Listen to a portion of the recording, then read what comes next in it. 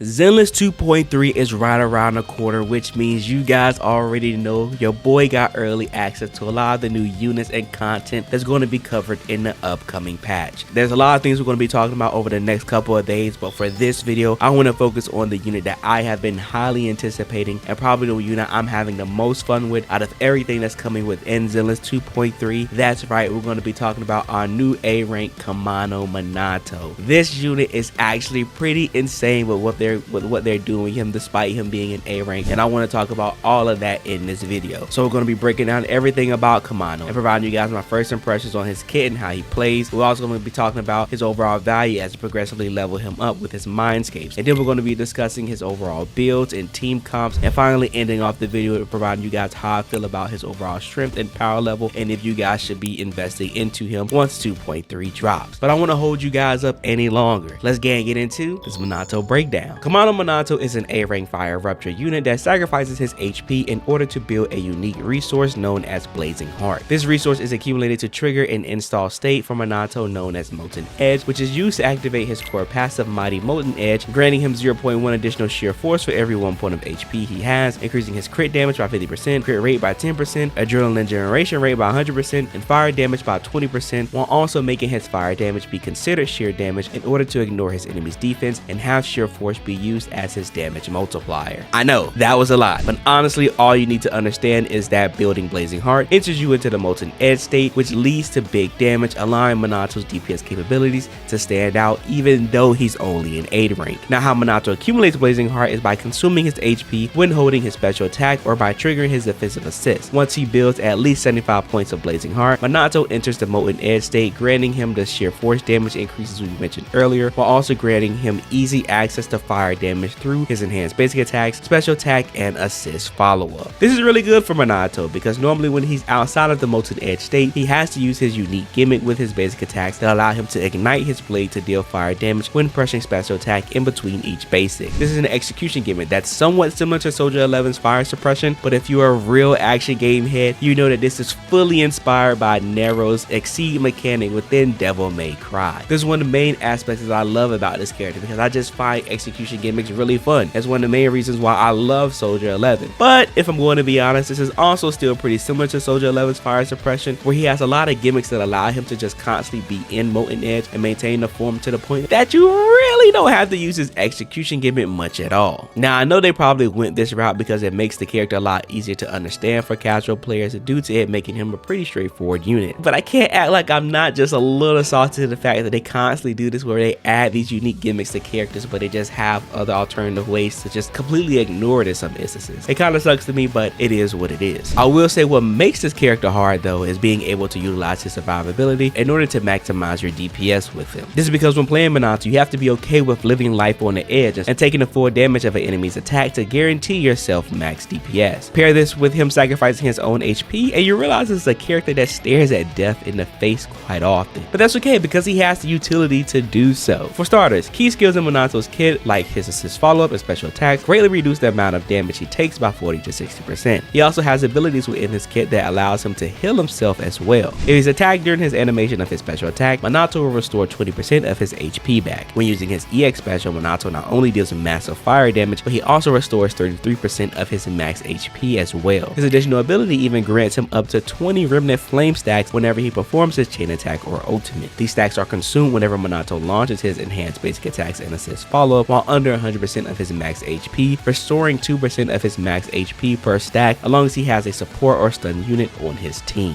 Now, you guys are probably thinking, well, if he has all these forms of survivability, doesn't this make the character a lot easier to play? And yes, in some instances it kinda do, but in my opinion, having a survivability like this makes the character more of an intermediate level agent, as he requires you to be willing to take a lot more risk in order to receive great damage as a reward. This is why I love the character, because it kind of requires you to play outside of the norm in comparison to most agents. A lot of times you want to make sure that your agents don't get touched in order for you to not essentially die when fighting against in-game content. But Manato's unit is not afraid of death, and he actually encourages you to be able to take the blunt hits of a lot of damage due to how his overall mobility and animation speeds is in a lot of his attacks. But that's why I love him, and I think he's going to be one of the main Rupture units I'm going to be playing for the foreseeable future, no matter if he's an A-Rank or not. He's just that fun to me. But that's basically everything when it comes to Manato at his kit's core. This is a unit that's designed to not only be a free alternative for Rupture units for free-to-play players, but he's made to also teach players how Rupture fundamentally works while showing them what they can expect from future Rupture agents like Yidhari. I know been going through all this, Manato probably sounds like a very hard and complex character,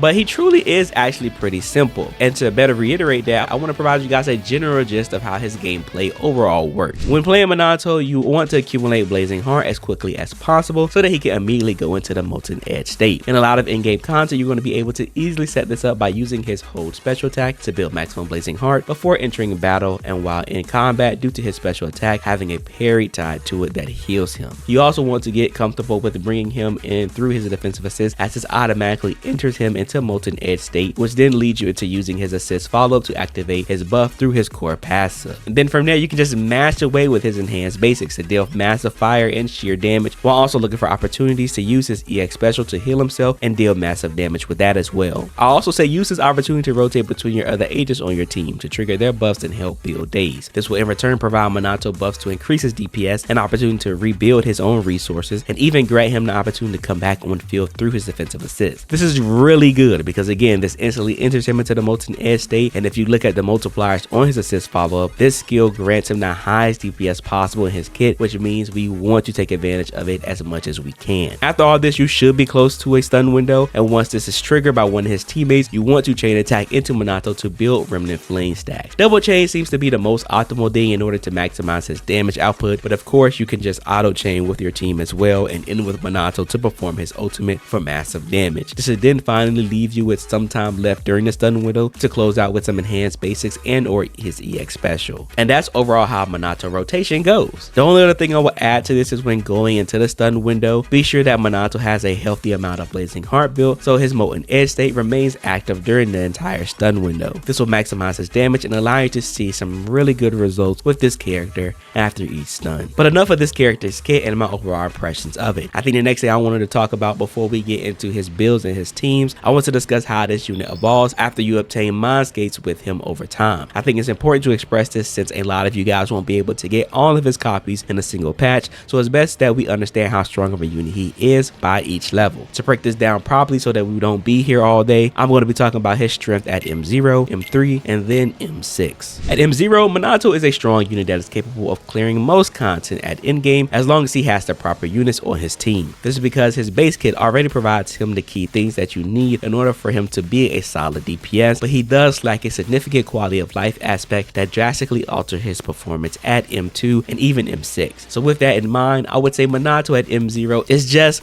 good enough to use, but he requires key limited units to perform well at this level. At M3 though, this is where the character begins to shine. This is because you gain access to signature damage increases with his M1 and M2. M1 increases Manato's fire damage up to 20% on his assist follow-up and basic attacks every time he loses 1% of his maximum HP. M2 allows him to ignore 8% of his target's fire res while granting him access to his assist follow-ups whenever an enemy attacks him during his special attacks. This upgrade drastically improves Manato's DPS performance, as being able to easily access his assist follow-ups allows him to take advantage of some of the highest damage multipliers he has in his entire kit. You stack this on top of the buffs from his M1 and his kit, and you have a version of Manato that begins to show the potential that this unit truly has to offer. This is honestly where I suggest most players to try to get to, because activating at least Manato's M2 makes building teams without key units like Lucia a bit more comfortable. Finally, at M6, this is where the character's full power emerges. This is mostly due to his M6 providing another solid DPS increase similar to his M2. At M6, Manato gains 75 Blazing Heart when attacking a stunned enemy with his special attack, while being able to lead into his assist follow-up, increasing his fire damage by 15%. He even gains Remnant Flames from his special attack to provide himself a little bit of heals. He also has his M4 at this point, but if I'm going to be honest, this Mindscape is kind of whatever, as it just provides him an 8% increase to his max HP and prevents him from dying when taking fatal damage while using his special attack. That's nice, but what's more important here is that his M6 allows him to fully utilize his assist follow-ups to their maximum potential, because now not only do we have another way to lead into his assist follow-up, but we are basically now guaranteed to always have Blazing Heart built during stun windows, making it very easy to maintain his Molten Edge state while guaranteeing him max damage during stun windows. Improvements like this overall makes this character much stronger and even easier to play in the grand scheme of things. This is why at this level, I believe Manato is by far the best A rank that we have in the entire game right now. And I believe if you truly want to invest into this unit, you should get him to M6 as soon as you can. I say this because when it comes to his performance, it's a night and day difference from M0 to M6, and once he's at M6, his flexibility with teams becomes much more stable, allowing you to comfortably clear with him without the need to fully invest into his desired premium teammates. That's one of the issues that I think a lot of you guys are going to run into until you get into M6, because his teams are going to be a lot more restrictive until you get the full value out of this unit. But before we start deep diving into teammates to provide you guys a clearer context of that, I want to talk about the overall builds that you should be running on Manato. For your 4-piece set for this unit, you primarily just want to focus on Yunkai Tails. This is because the 2-piece provides a plus 10% to his HP, which is always good due to all of his damage is being converted from his HP stat. For the 4-piece, it increases his crit rate up to 12% for using his EX special attack, chain attack, or ultimate, while also increasing his sheer damage by 10% as well. This is a really easy thing to activate for Manato, as he constantly uses his EX special attack, chain attack, and ultimate, especially when it comes to stun windows. So this is a unit that's going to be maximizing his damage pretty well within stun, making it a great 4-piece set to run. I also hear that people are considering Infernal Metal for his 4-piece as well in order to get that drastic increase with a 28% to his crit rate. But if I'm going to be honest, I think Yunkai Tails is going to be a lot more of a stabler build for my casual players, while Infernal Metal might be a hardcore sweaty build to end up using, as you're going to have to prioritize having really good substats on his pieces. For the 2-piece set, I would go with Woodpecker Electro to help build the extra crit rate, but if you have the crit rate you need, you can go Branch and Blade for the extra crit damage, or Infernal Metal for the extra fire damage. When it comes to his W engines, he has a little bit of options here, but the main one that you want to be going for is Guild of O-Wisp. This is his signature engine that provides him 35% HP, 24% fire damage, and increases his crit rate by 24% when his HP decreases. This engine is really good as it directly complements his kit, being able to convert his fire damage into sheer damage, while also making it pretty easy to build crit rate with him if you pair this engine with the Yunkai Tail set and the 10% crit rate increase he gives himself in his core passive. For his other engine option, you have Puzzle Sphere, which is probably his second best option you can use. This is because it increases his crit damage by 25.6% while increases the damage of EX special by 32% if the target's HP is below 50%.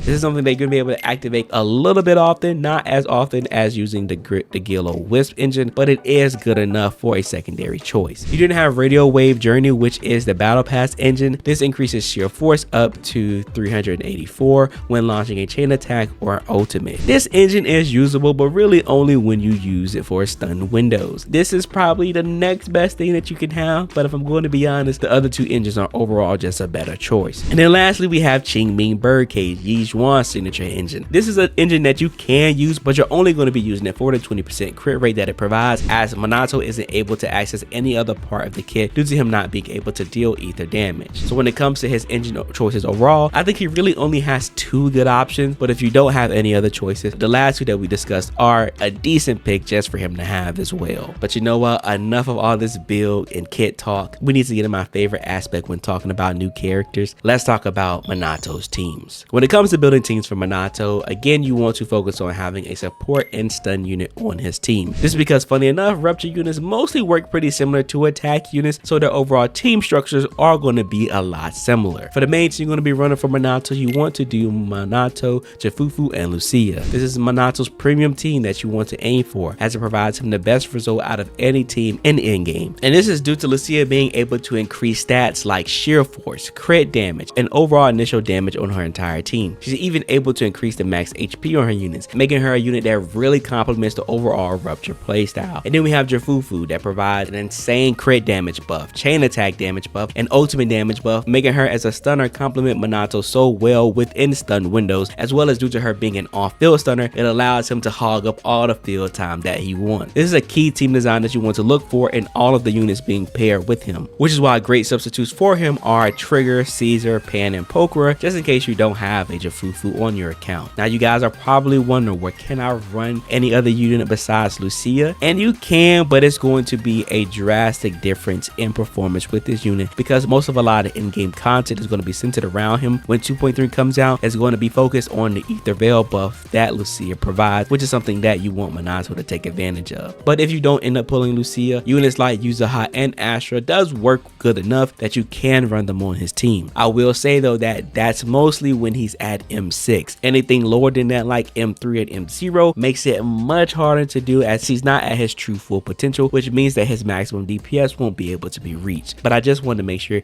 you guys keep that in mind. For his next best team though, you have Manato, Lighter, and Orphe. This is a great team that I love to play, and it actually works pretty decently well starting at M0, but you can definitely run this pretty comfortably and once you hit M2 to M3. This is because Lighter is a unit that's going to be buffing the damage of both Manato and Orphe pretty drastically. And then we already know Orphe being able to deal massive DPS while she's off field like she's an on field unit makes up for the fact that this team doesn't completely complement the Rupture playstyle for Manato. If you want to use this team, this is by far the next best team you can go for when using with this character, and it was a team that I actually had a lot of fun with. I highly suggest this team and definitely look more into it. If you want to replace a unit here, it's going to be pretty hard as substituting Lighter or Orphe is going to significantly decrease the value of this team, but I guess you could squeeze in a unit like maybe Poker or Trigger here to see at least some decent amount of results as well. And lastly, we have his full free-to-play options. You can do Manato, Pan, Poker, or you can substitute one of them for Lucy, Nicole, or Colada. Now, if I'm going to be honest right here, if you're going to be running a full free-to-play team, this is only somewhat viable at M6, and this is because at any other level, Manato just isn't strong enough to fully support all free-to-play units on a singular team. This is why I was saying earlier that Lucia is truly a needed unit that you want to pair with Manato because she truly overall complements the Rupture playstyle that you want to be aiming for with this unit. I know that probably sucks when hearing that, but he's an A rank, so it should be somewhat expected that you're going to need some form of level investment to provide yourself the best opportunities with his teams. But I will be honest, within the in-game that we were provided within the creator beta server, we didn't have access to all of like the different bosses you can test them against within Deadly Assault, so there was a limited pool of content we could truly fully test this unit full capabilities within Rupture focused content as well as outside of it. So when it comes to his full potential, we'll have to wait and see once the live server gets here and over the course of the time to see how he'll truly stand up in the test of time. But overall, that's everything in regards to Manato's teams. I think that he has a pretty decent amount of options that he can run, but again, kind of what I stated earlier, the true comfortability when it comes to almost running any team that you want with him will come to when you finally get him at M6. Now to end off this video, let's talk about Manato's overall value, how his strength looking, and if he's a unit that's worth investing into. After playing Manato for over, I would say like 100 to 200 hours now within the creator beta server, I have come to the conclusion that Manato is a good unit at the A rank value. I think that this is a character at bare minimum that's going to be comparable to the value of like the anomaly A rank Piper, as he's going to be a great alternative if you need a free to play option. I think even within his desired content, he exceeds even higher than what Piper does in anomaly content, making him a very great suspect for when the anomaly meta begins to roll around once 2.3 start. But I will say though,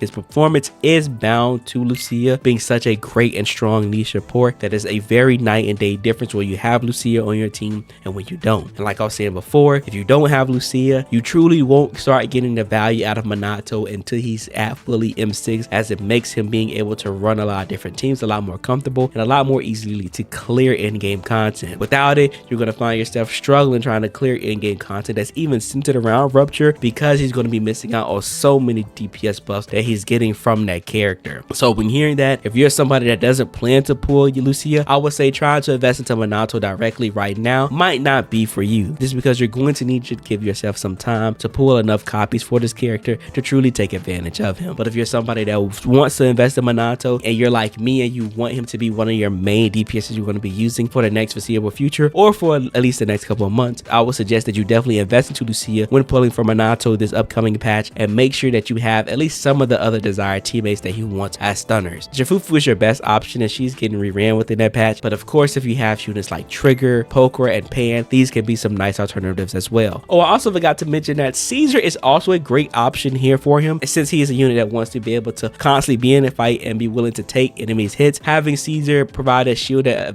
essentially prevents her from taking extra damage from enemies allows him to play that gameplay style a lot more comfortably, making her a viable unit here within the Rupture meta in my opinion, because these are units that constantly take their own HP, and so being able to prevent any extra damage being taken actually is a viable asset. But yeah, I think that's everything in regards to Manato. He's a unit that I think is one of the better units you could build right now and invest into in the future, but he isn't someone that you have to heavily focus on if you don't end up pulling for units like Lucia within the 2.3 patch. But I do think that when having him paired with his best in slot teams, you'll be surprised with how strong this unit truly can be. I'm actually loving the performance that I'm getting from him. I do wish he had a little bit more flexibility outside of needing Lucia, but I guess that just comes with the territory with him being an A rank. But I appreciate you guys and all your love and support. Remember to leave a like and subscribe to the channel if you are new. Let me know how you guys feel about Manato after hearing everything in this breakdown, and let me know if this breakdown was actually pretty informative and was easy to understand. I had a lot of information I needed to present to you guys, so hopefully it wasn't too confusing and I was able to break down this character pretty well, because surprisingly for him to be an A rank, he has a lot of things within this kit that you have to utilize about him. But again, I appreciate you guys and all your love and support, and always remember to believe in you that believes in yourself. I'll see you guys in the next one.